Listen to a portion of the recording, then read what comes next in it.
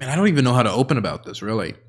So, a few days ago, we started getting reports that the Moskva, which I know I'm pronouncing probably incorrectly, which is the flagship of the Russian Navy in the Black Sea, a very important ship in the Black Sea, was damaged in some capacity.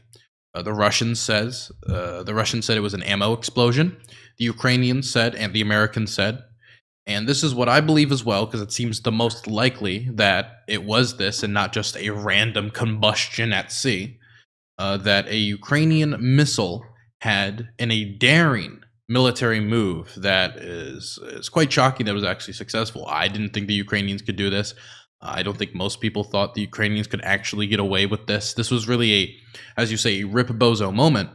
Was able to strike and damage the Moskva very severely. And that was the reports at first, and everybody, was trying to get information on it because this is massive. And then about 24 hours later, there were reports that the ship sunk until eventually the Russian military came out and said that the Moskva, the Russian flagship of the Black Sea Fleet, had sunk. And right now it currently lays at the bottom of the ocean in the Black Sea. Now, I'm very happy that Vladimir Putin has experience with scuba diving. I think somebody put some. My YouTube editor is going to have to put footage of him scuba diving up here, because the only way he's going to be able to award those soldiers medals is if he can get down to the ship. And apparently, not only did the ship sink, but we don't know exactly like how many soldiers died with it going down. Right now, the Russians are really not giving much information about it, on who's injured, who's died, how many got recovered. But it could be possibly the single largest mass casualty event of the war. But we won't really know that probably anytime in the near future, because I doubt the Russians are going to be transparent with the casualty numbers on this event, since they haven't been transparent on the casualty numbers generally since the start of the invasion, or transparent really to any capacity. So all I really have to say is this is unbelievably humiliating. The Russians just lost, again, and this is important, the flagship of the Russian Black Sea Fleet to a nation with no navy. With no navy, and with the majority of their coastline occupied, the Ukrainians still were able, even after losing Crimea and the majority of the coastline, to sink that ship. How do you lose the flagship of your Black Sea Fleet to a nation with no navy? I don't know how it was done. All I can say is that's unbelievably impressive for the Ukrainians. This is a massive propaganda victory for the Ukrainians, a huge propaganda loss for the Russians, as we're about to see with some clips from Russian state television, which is currently rightfully molding about this loss. Because they're just in shock at how something like this could happen. Again, it's called the Moskva. It's named after Moscow, the capital of Russia. It's the flagship of the Russian Black Sea Fleet. And it's named after the capital of your nation. It's an extremely important Russian military asset. It's extremely important. And let me just say, it isn't just this one ship that's going to be affected. Because in response, the Russians are scared.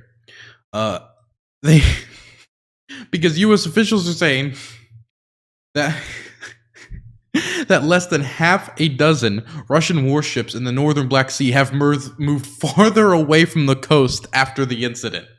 Because now the Russians are scared. And so now, just like the Russians are not flying as many air sorties and not doing as many airstrikes all over Ukraine because of how many planes are getting shot down by Stinger missiles. Now it's going to be harder for the Russian Navy to engage in combat with Ukrainian forces on the ground, because now they're scared that they're going to sink more ships, and these ships don't just get pumped down, right? Losing aircraft to Stinger missiles is already disastrous, not only due to the loss of the machinery, but also due to the loss of experienced pilots. The loss of a flagship is massive. The loss of the crew, probably, the injured and the dead, which we will not know for a while, is massive. But also the loss in military capacity, because now they can't have these ships as close, because if they keep them close, they're going to sink more ships. And this is the second time the Ukrainians have disabled a ship during the war. The second time. And this time it's the fucking flagship. I'm sorry.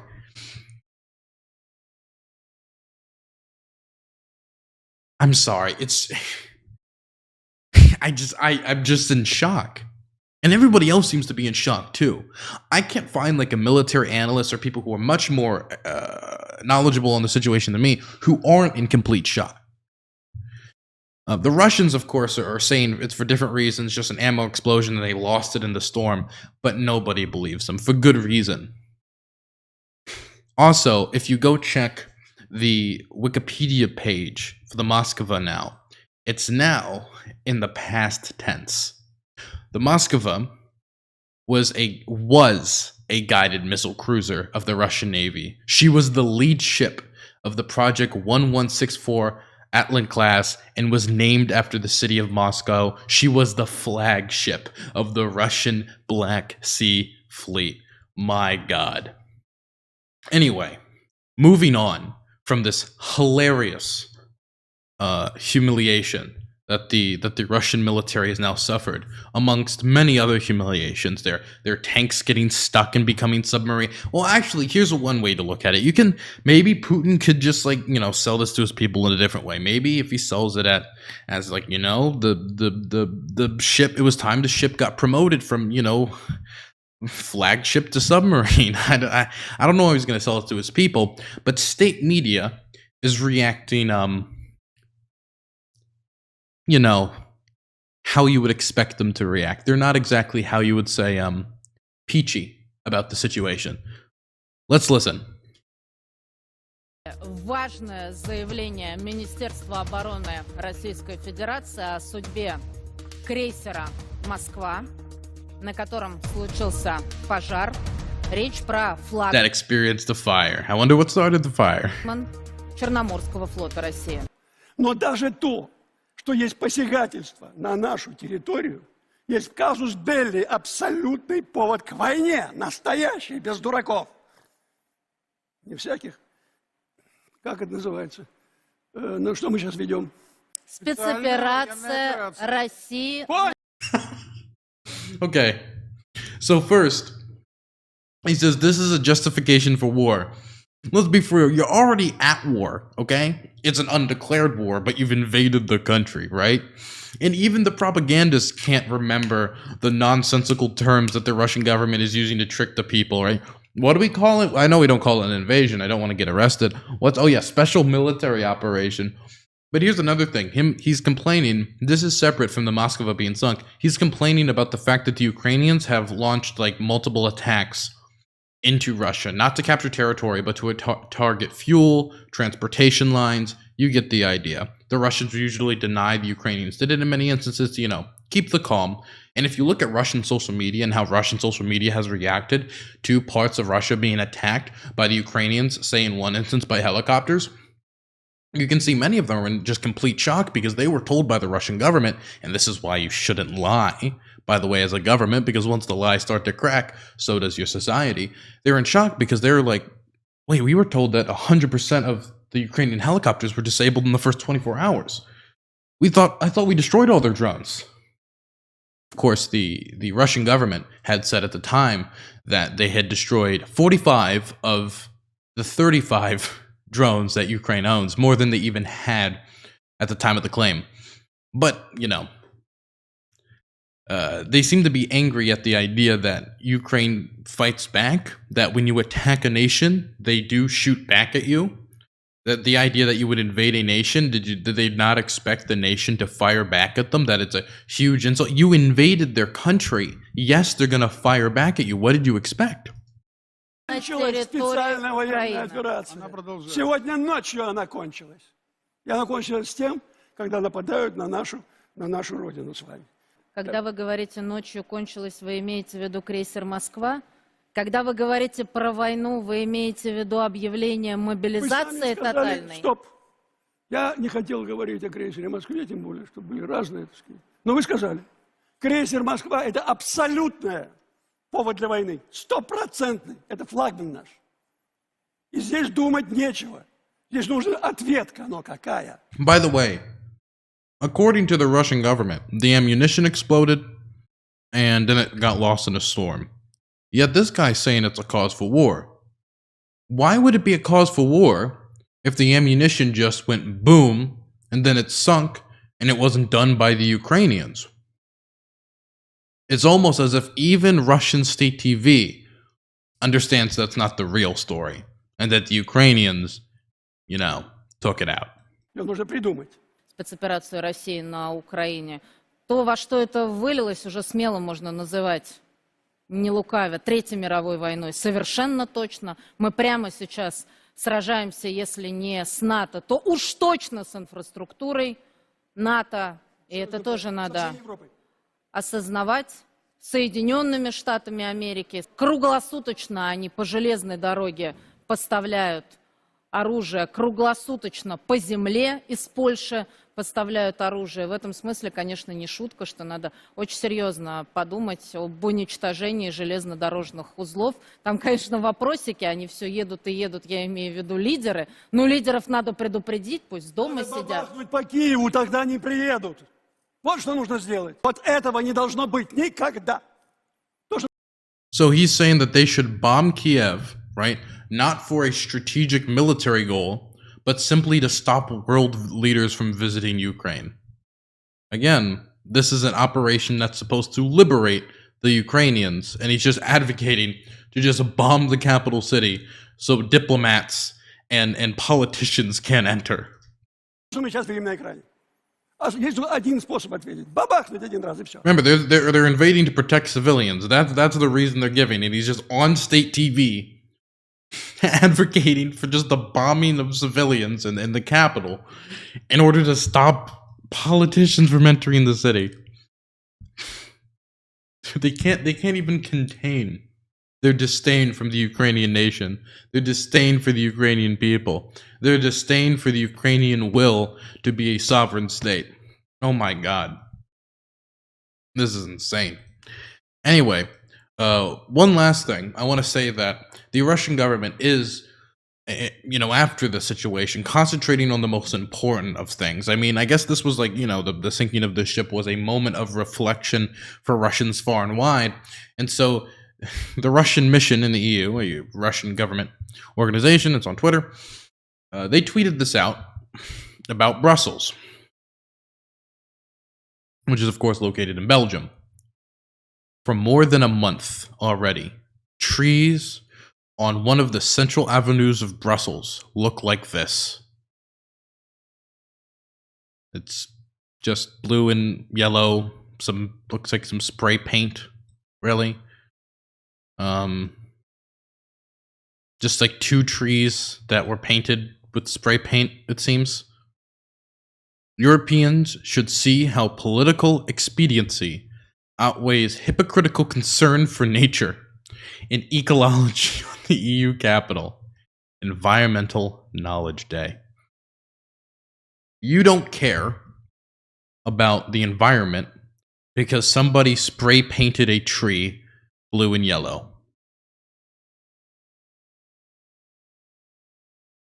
I am happy that the Russian government are concentrating on the real issues, and that with a mindset like this, I'm sure they'll be able to course correct to success in the war.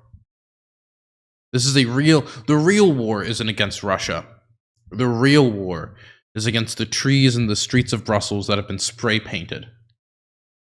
My God. Absolutely astonishing. Ukrainians are littering, bomb them all. Brilliant. Brilliant. Good. What's the point of this? Who does this who is this message to? Like, who the fuck is gonna watch this and be like, oh, before I was supporting Ukraine, but now, fuck them, bomb them all, burn Mariupol to the ground, death to Azov. Who's gonna? What's the point? This isn't like just a random like pro-Russia Twitter account. That would still be funny.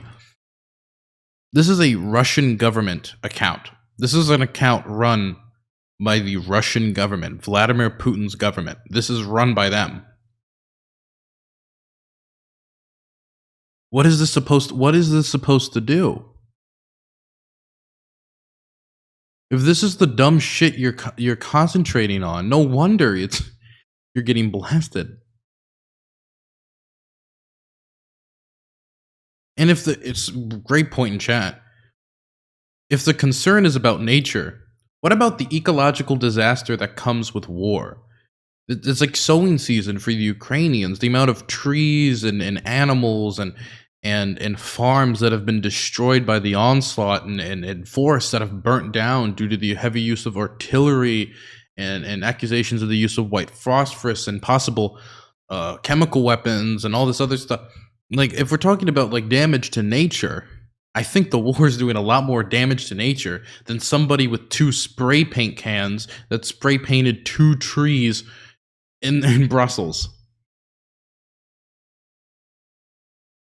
Russia is better at putting out dog shit misinformation to keep people confused. They're not good at keeping a consistent narrative.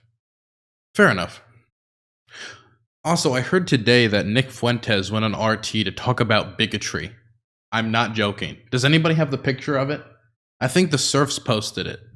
That they had Nick Fuentes as their American commentator to talk about the dangers of bigotry.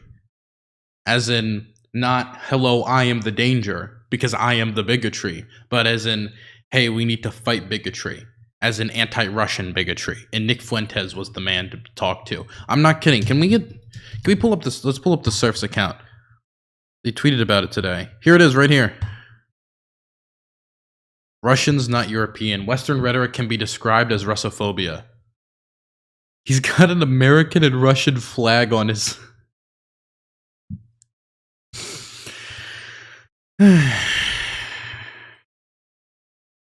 Again, the Russian government strategy for a while has been to support the most far right and far left, as in not just like generally far right, far left, but like the people who are specifically serving their state interests in either A, supporting Russian state interests, or B, destabilizing the United States. That's why Russia today also supports anti-vaxxers, not because anti-vaxxers say support Russian state interests. The Russians want you to get vaccinated if you're within Russia, at least the Russian government does. But they do it to make Americans not get vaccinated because anti-vaxxers increase political instability, because if you can't believe basic scientific truth, then you start questioning all the institutions in your government, and then you start to have no belief in your government, and then you're going to start working against the interests of the state and the nation. It's not out of some like concern about, you know, medical freedom or something. There's no principal concern there by the Russian government. Anyway, I think that's enough on that. The Russians got humiliated. I really don't know what else to say here. We were talking about the Moskva. We kind of went off on a tangent at the end of there. But I really don't know what to say here. And to be clear, I'm showing you a Russian state source. So it's not like this is just some Ukrainians talking shit. This happened.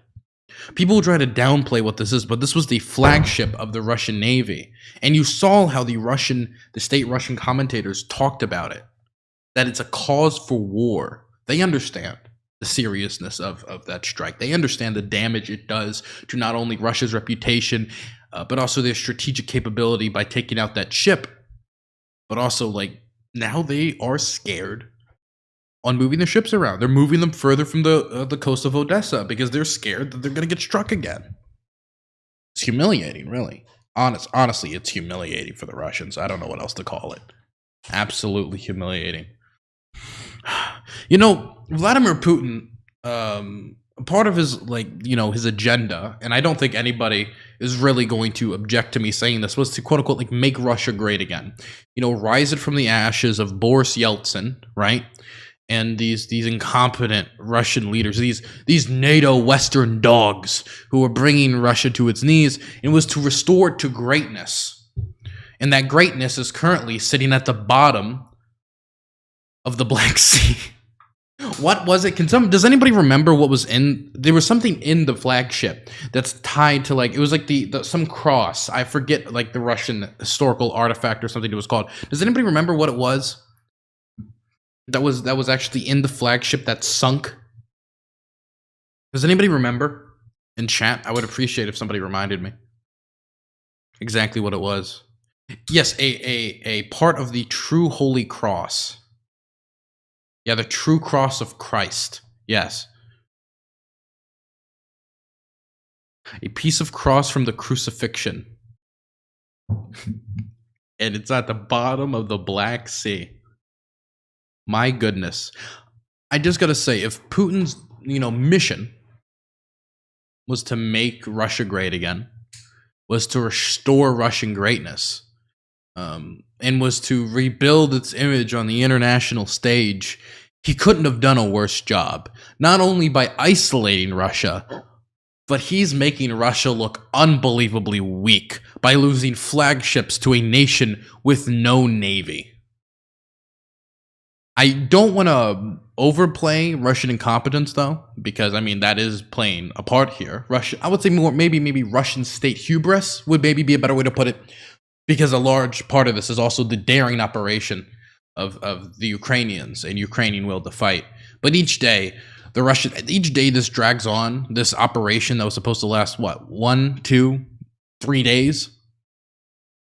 It's just a humiliation for the Russian state. The Ukrainians, up to this point, bloodied Putin's nose. But with the sinking of the Moskva, they broke it.